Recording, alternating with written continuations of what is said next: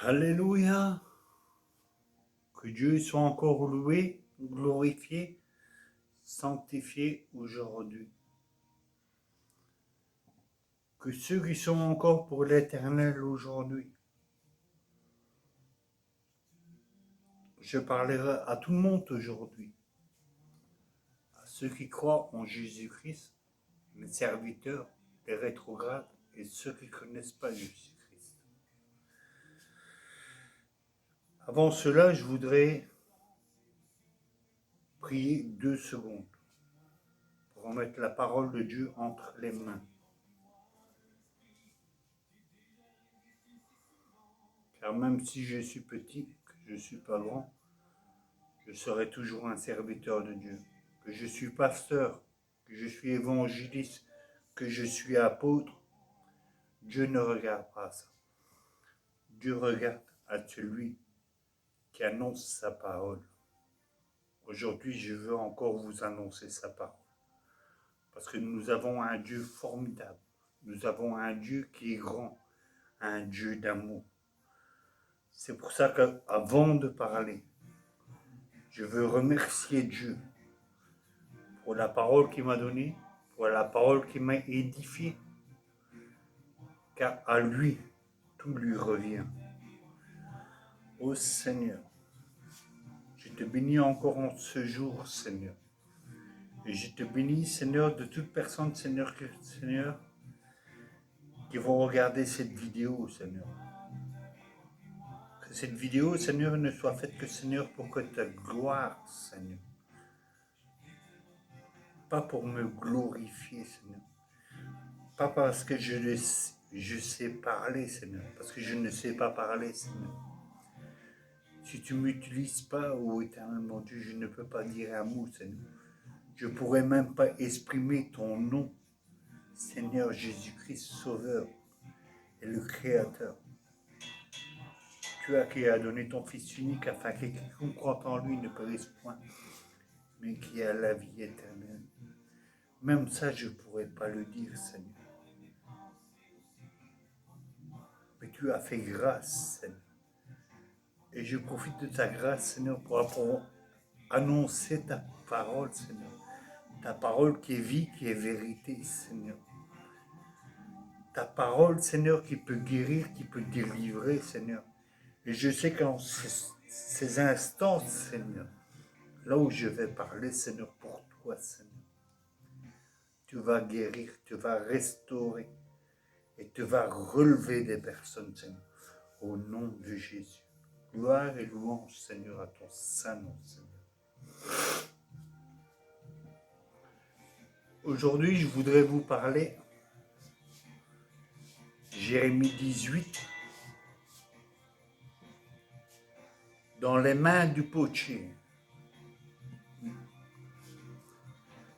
Très beau message.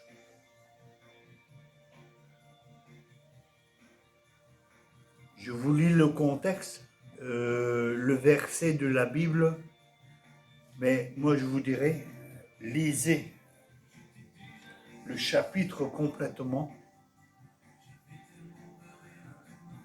ça va vous faire du bien. Et vous allez voir là où Dieu veut venir avec vous. Désolé, j'ai un petit rhume.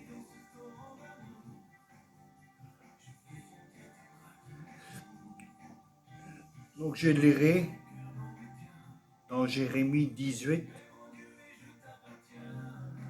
Je vais commencer au chapitre 2 et je vais arrêter au chapitre 6. Lève-toi et descends dans la maison du potier. Là, je ferai entendre ma parole. Je descendis dans la maison du potier, et voici, il travaillait sur un tour. Le vase qu'il faisait ne réussissait pas, comme il arrivait à l'argile dans la main du potier. Il en refit un autre vase, tel qui trouva bon à faire. Et la parole de l'Éternel me fut adressée en ces mots. Ne puis-je pas agir envers vous, ce potier, maison d'Israël, dit l'Éternel. Voici l'argile est dans la main du potier. Ainsi, vous êtes dans ma main, maison d'Israël. Alléluia. Que Dieu soit loué, que Dieu soit glorifié. Sois béni ô Éternel mon Dieu. Excusez-moi.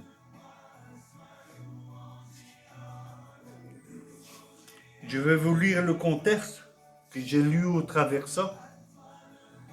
Et après ça, moi, je vous donnerai ce que j'ai compris.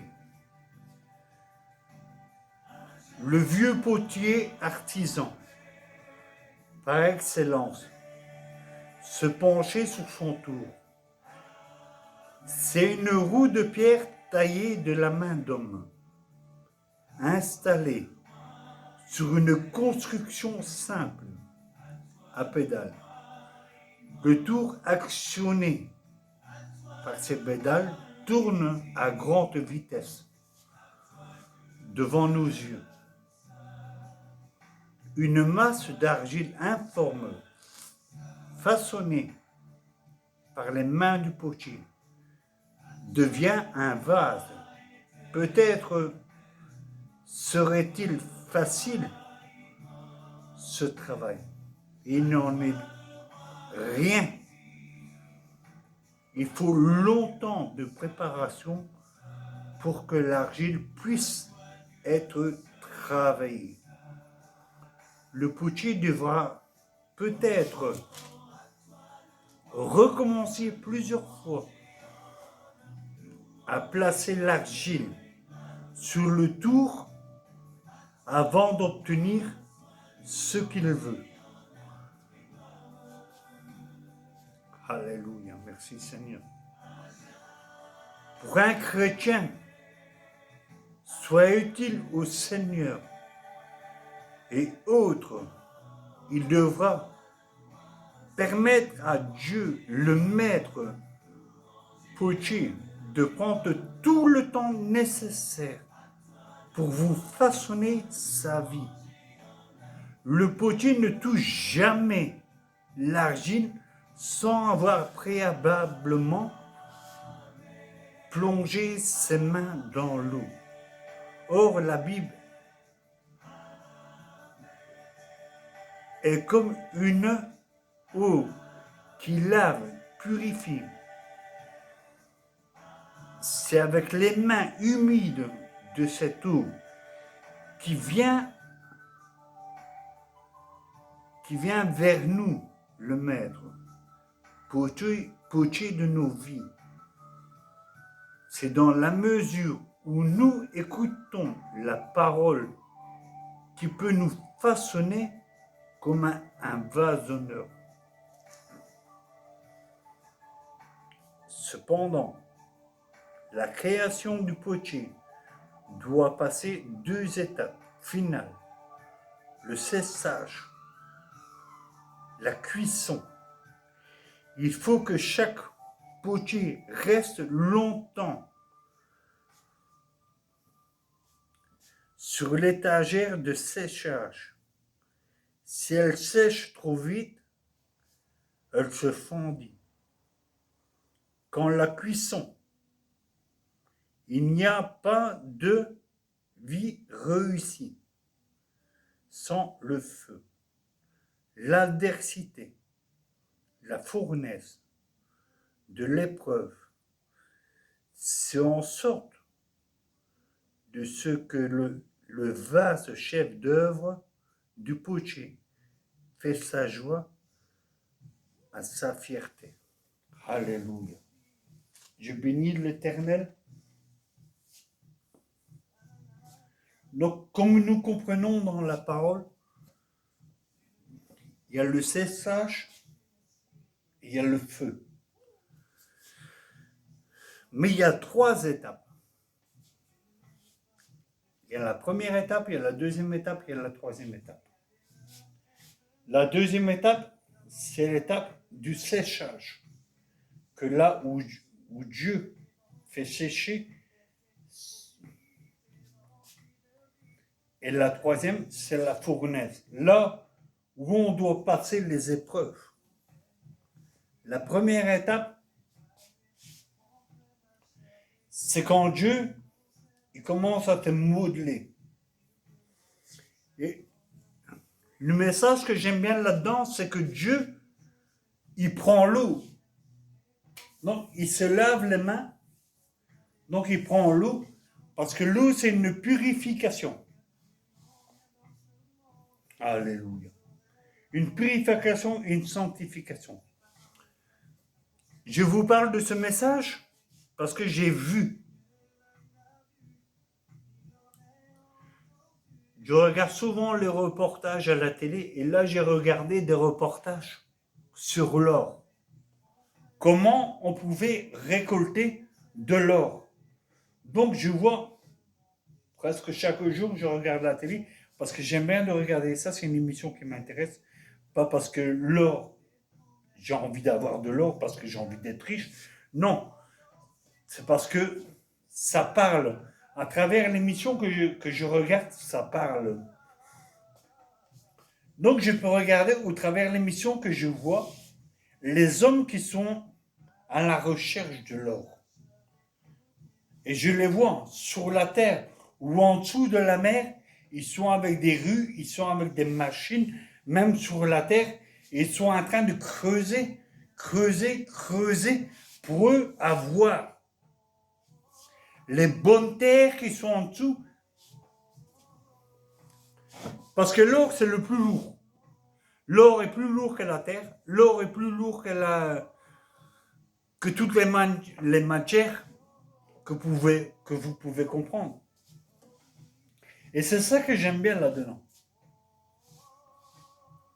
C'est un message que j'ai compris là-dedans. Ce que les hommes, quand ils s'en vont chercher de l'or, et qui commencent à gratter et à gratter et à gratter, ils sont obligés de trouver une source d'eau pour venir nettoyer la terre, pour venir nettoyer tout ce qu'il y a. C'est comme un plateau. Hein. Donc on est obligé de mettre de l'eau dedans. Et comme l'or, elle est plus lourde que tous les graviers, que tous ceux qui prennent dans la mer, l'or, elle tombe dans le plus profond du vase qu'ils ont ou du plat qu'ils ont. L'or, elle tombe tout au fond et toute la saloperie, elle remonte. Et c'est comme ça qu'ils savent voir la quantité d'or qu'il y a. Parce que l'or, c'est le plus lourd. Hein. Je bénis le Seigneur pour ça. Hein. Et c'est la même chose. Quand Dieu te travaille, et quand il commence à faire le potier, qui lave ses mains, et qui prend l'argile, et qui le met, et qui commence à travailler, c'est toutes les mauvaises impuretés qui commencent à sortir en toi aussi. Alléluia. Béni soit ton nom, Seigneur Jésus. Après, il y a une deuxième partie. Une fois qu'ils ont nettoyé tout l'or et tout ça, après, ils sont obligés de le mettre sur le côté pour que l'or sèche. L'or, elle doit sécher pour savoir le poids idéal pour eux aller toucher leur chèque.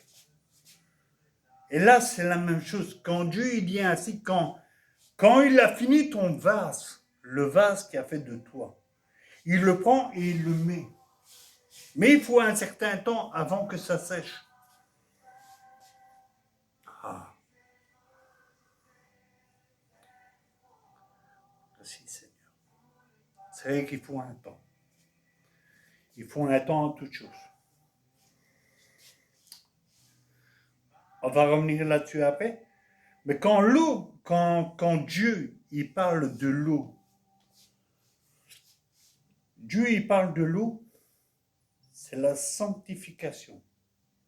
Il parle. Et là, quand Dieu il commence à parler avec ses mains, qui est obligé de mouiller ses mains pour travailler le modelage de la posture qu'il veut faire de nous, c'est faire partir le plus gros de ce qui est en toi, tout ce qui est mauvais. Il veut faire partir le plus gros. Mais c'est à toi de lire la parole aussi. C'est à toi de prier aussi. Rien ne se fait tout seul. Si l'argile se laisse modeler, ce que toi, qui es venu en Jésus-Christ, tu dois te laisser modeler aussi. Tu dois te laisser suivre. Et tu dois donner quelque chose en toi. De savoir reconnaître tes erreurs. Ce que tu as fait ou n'importe quoi. Dans toute ta vie. Là, le potier peut commencer à travailler. Et quand il a commencé à travailler, et quand tu as fait tes prières de supplication, que tu as fait tes prières de pardon, tout, Dieu, comme il a bien façonné ton vase, il va le prendre, il va le mettre sur le côté. Et là, il va avoir le séchage. Et quand il va avoir le séchage, il y a les plus grosses impuretés qui vont sortir de toi. Là aussi, c'est encore une question de repentance et tout. Mais si Dieu fait tout ça, c'est parce qu'il t'aime. C'est parce que Dieu, il est amour. Si Dieu il fait ça, c'est parce qu'il veut que tu rentres dans sa perfection. C'est parce que Dieu, il veut que tu le serves. Et c'est parce que il veut savoir que s'il y a quelque chose à côté de toi, qu'il n'y a rien qui peut te perturber pour louer le Seigneur. Alléluia. Après, il y a le passage, le troisième passage. C'est la cuisson. Quand on a passé les 2 étapes, il y a beaucoup de choses qui sont parties. Mais après, avec ce que tu as connu de Dieu, ce que tu as goûté de Dieu, tu voudrais devenir un grand serviteur de Dieu. Tu voudrais être un évangéliste, un apôtre, tu voudrais être pasteur, tu voudrais être docteur de la parole, tu voudrais avoir tous ces dons. Oui, il n'est pas impossible. Là, il faut passer par la cuisson. Laisse-moi te dire, mon frère, ma soeur, quand tu passes par la cuisson,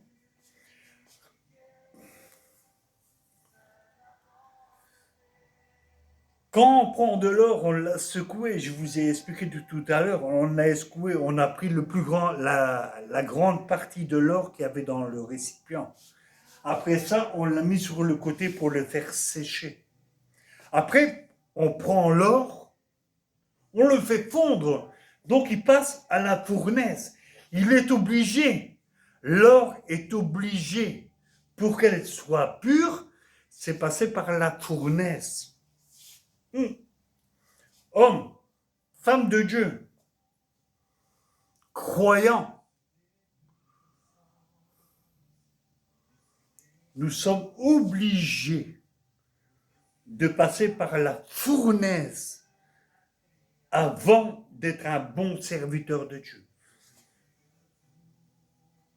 Abraham est passé par la fournaise. Moïse est passé par la fournaise. Job, lui qui était juste, a passé par la fournaise aussi. Et Dieu les a bénis grandement. Parce que quand on passe par la fournaise, nous avons l'or, une récolte d'or, comme les chasseurs d'or, comme je vous ai dit tout à l'heure que je regarde à la télé, vous avez une quantité d'or. Ils l'ont lavé. Ils l'ont fait sécher. Et après ça, ils l'ont fait passer à la fournaise. Et quand tu fais sortir l'or de la fournaise, vous pouvez voir une brique d'or. Une brique d'or, que je vous dis, hein, quand elle sort de la fournaise, elle est noire. Alléluia. Elle est noire de quoi? On a fait fondre l'or, on l'a vidé dans un petit récipient. L'or, elle est restée colmatée ensemble et tout ce qui était impureté s'est mis autour de l'or. Oh! Merci Seigneur. Donc, quand Dieu vient vers nous, quand il vient vers nous comme il a fait avec Job,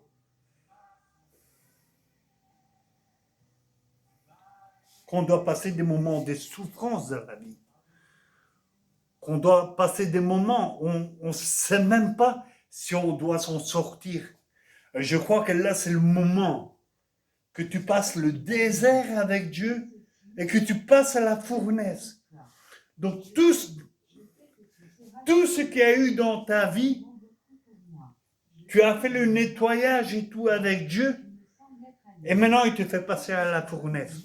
C'est pour voir. Pas lui qui doit voir, c'est toi qui dois voir.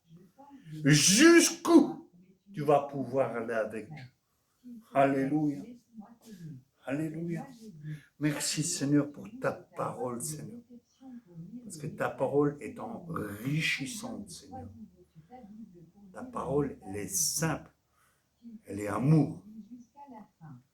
Elle est véridique, Seigneur. Merci pour l'exemple que, Seigneur, que tu as appris avec le potier. Et l'exemple que j'ai pu expliquer avec l'or, Seigneur.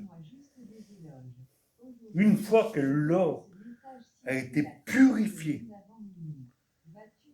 une fois que tu as mis notre vase dans le four, c'était pour enlever toutes les particules qu'il y avait encore en nous, oh éternel mon Dieu, pour nous délivrer, pour des serviteurs comme toi tu le désires. Béni soit ton Saint-Nom. Rien n'est tel que ton nom, Seigneur. Tu es majestueux, Seigneur. Tu es glorieux, Seigneur.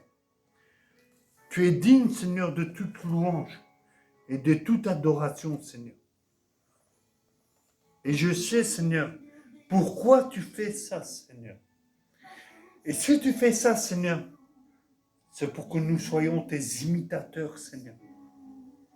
Non que nous ne serons pas parfaits, Seigneur, mais que nous serons là, Seigneur, pour venir, Seigneur, à ta perfection, comme toi te le dire, Seigneur. Dans Éphésiens 5, verset 1 à 4. Devenez donc les imitateurs de Dieu, comme des enfants bien-aimés, et marchez dans la charité et l'exemple du Christ, qui nous a aimés et qui a livré lui-même, qui s'est livré lui-même à Dieu pour nous, comme une offrande et un sacrifice de bonne odeur. Que l'impudicité, qu'aucune espèce d'impureté et de cupidité ne soit pas même nommée parmi vous, ainsi qu'il convient à des saints, qu'on n'entend ni paroles déshonorées, ni propos insensés, ni plaisanteries, choses qui sont contraires à l'obéissance et qui étendent plutôt la nation de sa grâce. Alléluia. Seigneur, je te bénis, je te loue, je te rends grâce, Seigneur. cette parole, Seigneur. Père, je te prie maintenant, Seigneur, que toute parole, Seigneur, que j'ai dit, Seigneur, toute parole, Seigneur, soit une grâce, Seigneur, soit une bénédiction, Seigneur, pour tous ceux qui vont regarder la vidéo, Seigneur. Et que tu puisses les guérir, Seigneur, que tu puisses les délivrer, Seigneur, dans le nom de Jésus. Je bénis ton Saint-Nom, Seigneur, parce que tu es le Dieu au-dessus de tous les dieux. Tu es le magnifiant, tu es le premier, le dernier, le commencement et la fin, Seigneur. Toi seul, ô Seigneur, et là, Seigneur, toi seul, Seigneur, tu peux dire la vérité, Seigneur. Je ne suis pas digne, Seigneur, de parler de ta parole, Seigneur. Mais tu as eu grâce, Seigneur, que je puisse te louer et t'exalter, Seigneur, et apprendre, Seigneur, ce que tu m'as appris, Seigneur, au nom de ton Fils Jésus-Christ. Mes frères et sœurs, soyez bénis, soyez loués dans le nom de Jésus-Christ, notre Sauveur. Amen.